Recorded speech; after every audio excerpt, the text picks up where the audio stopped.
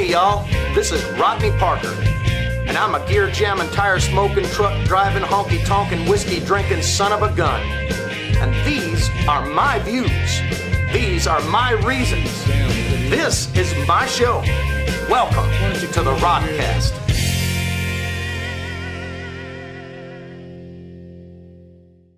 Hello y'all, this is Rodney Parker, irreverently known to many as Hot Rod, coming to you live from Honky Tonk Manor, Beulah Land, Michigan, USA. In today's Rodcast, we're going to talk about socialism. Socialism in a moral sense, socialism in an economic sense, which is inextricably connected morally, and all of the things that socialism promotes and delivers on.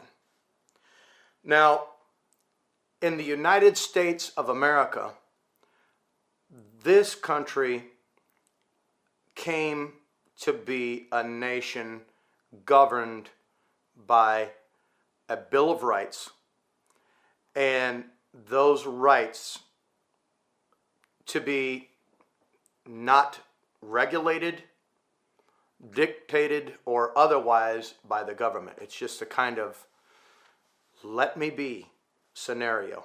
But the government is there to protect those rights if and when, because it's really not even a question of if, but when somebody tries to remove those rights or abuse you as an individual, not as a group, not as a race, not as a religion, but as an individual. And it's very important to know that, okay?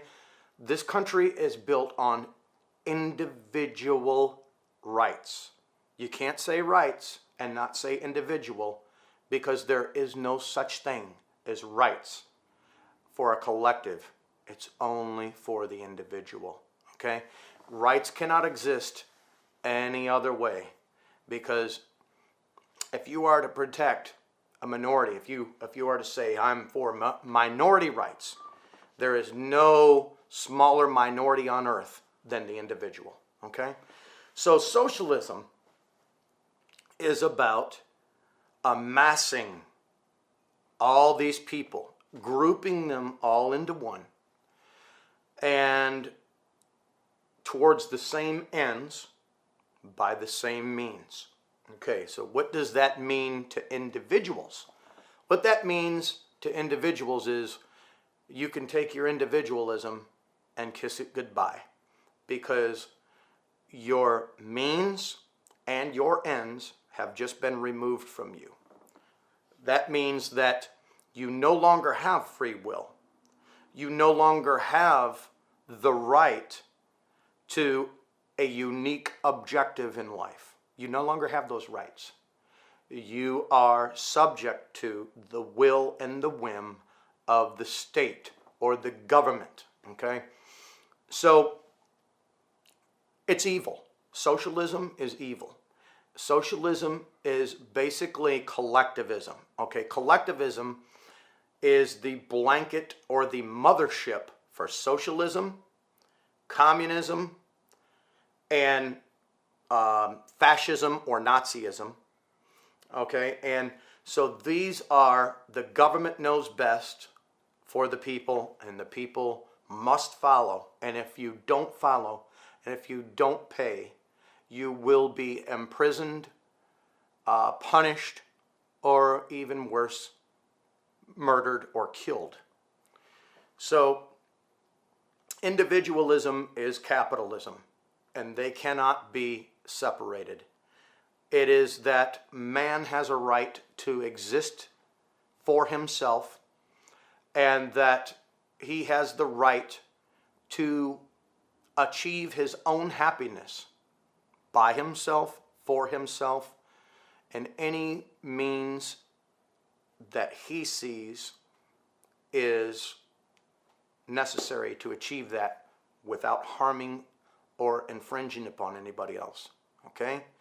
Now, a lot of people today that support Bernie Sanders and even Hillary Clinton or Obama uh, they throw this word socialism around like there's not really much to it. Nonchalant. Oh, we already have socialism. We already have welfare programs. That's a form of socialism.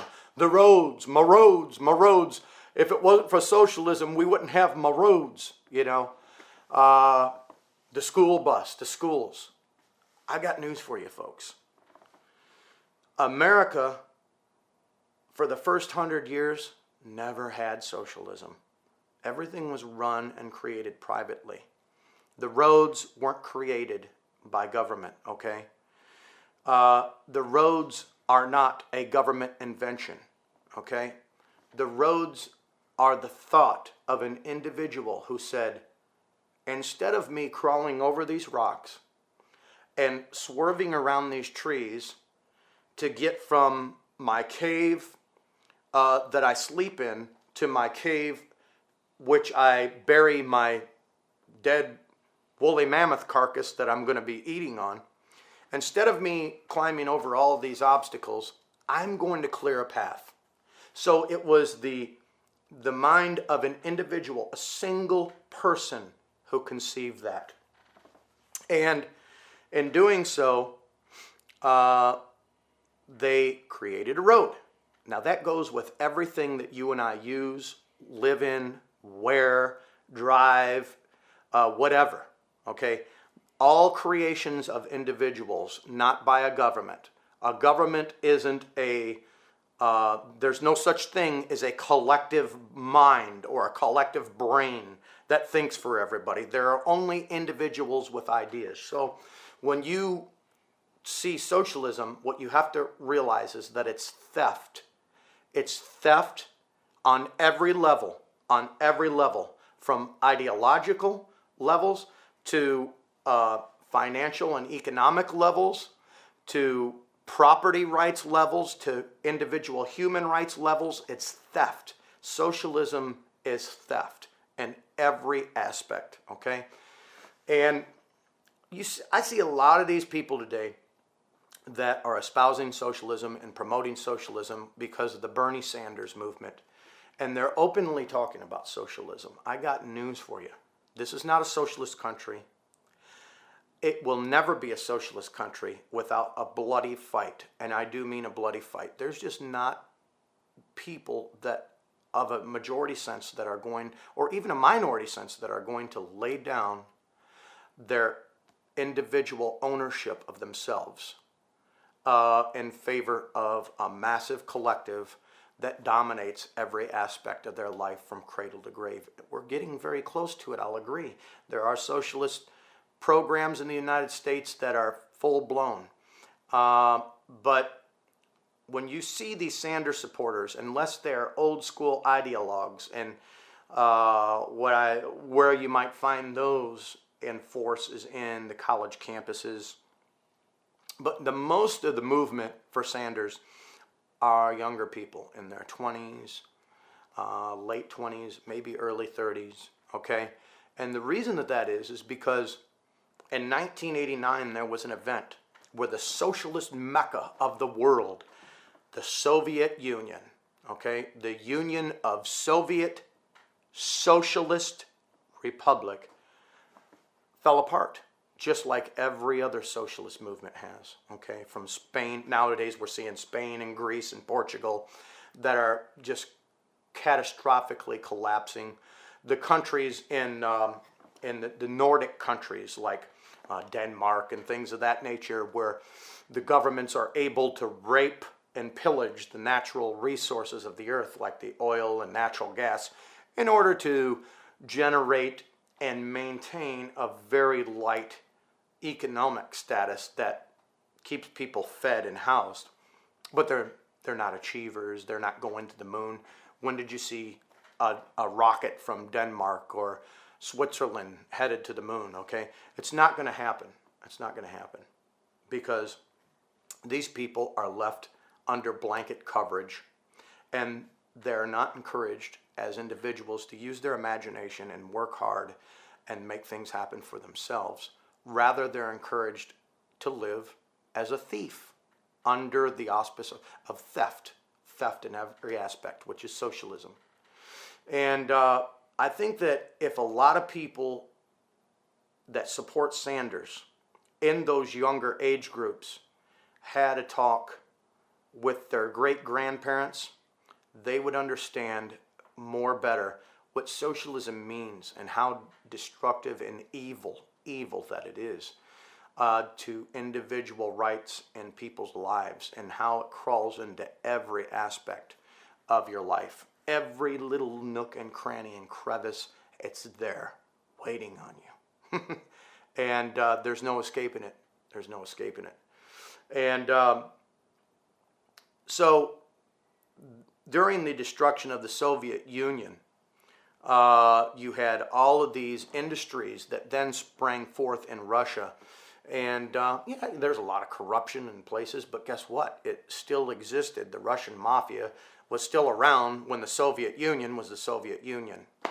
And that's another thing to mention as well. I mean, it was the same scenario in Nazi Germany, which is the Nazi Party, NSDAP, look it up.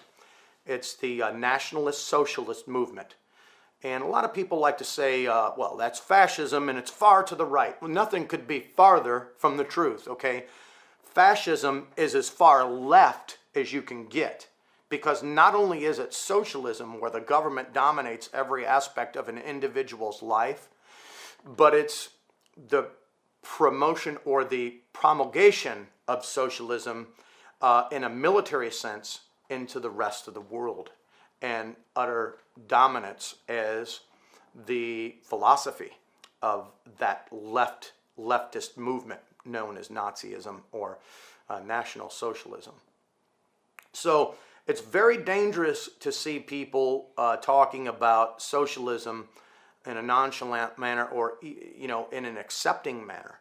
It's not good for you. It's not good for me. It's not good for America. And you only need to look at every single time it's been implemented everywhere and anywhere on earth to realize that socialist countries don't invent the good things that we want, or the brilliant things that we haven't even thought of, that once you get them, it almost seems like you can't live without them. Cell phones didn't come out of socialism, okay? Computers didn't spring forth from the mind of a government entity, a grand poobah, or whatever it is that you want to call the government. And by the way, people that are, Sanders supporters, they're like, oh, the government's so corrupt, and they're benefiting the rich, and they're benefiting the big bankers and the big corporations, and here we are as the peasants left with nothing. Well, guess what? What that is, folks, in the United States and elsewhere in the world, is the people who are the thinkers, the movers and shakers, who have the money to back their thoughts and ideas up. They're buying these politicians. So if you want that type of nonsense to stop, that type of evil to stop, you don't make the government bigger, because by making the government bigger just means that the government has more power over you, and these people who have the money to buy these politicians are therefore going to have more power over you. Look at the Obama administration, okay? The former CEO of Monsanto is now the head of the FDA, okay? Go eat that corn. Chew on those apples for a while, okay? So the way that you eliminate all these evil things happening to people in a huge sense is you eliminate the government's ability to rule over them as slaves, as subjects, instead of citizens, okay? And that's how you defeat poverty. That's how you defeat inequality. That's how you defeat all these social things that you think is best handled by government, okay? And it can't be said any other way than America is the greatest country that has ever existed in the history of mankind. and its vehicle to get there was not socialism. Socialism didn't exist in this country until the 1930s under Frank Roosevelt, okay? It was the vehicle of capitalism, free markets, freedom, liberty, individual sovereignty. Individual sovereignty is what made this country great. Non-regulation, non-taxation, the government eliminated from the process, other than to say, we are here to protect you when your rights are violated. That's it. Okay, period. So those talking about socialism today need to look at the Soviet Union, the Gulag, Nazi Germany, the death camps. That's socialism, okay? That is socialism. The Nazis are socialists. The communists are socialists, okay? The only difference between communism and socialism is, well, a lot of people like to say democratic socialism. You vote for your enslavement. Whereas communism is the government forces you into your enslavement. But either way, you're a slave. It's merely the difference between murder and suicide, okay? Free markets, capitalism, that's the way to go. That is the American way. That is the way to greatness. Thank you all. I'm Rodney Parker, and thank you for joining me here again at Honky Tonk Manor, and take care. See ya.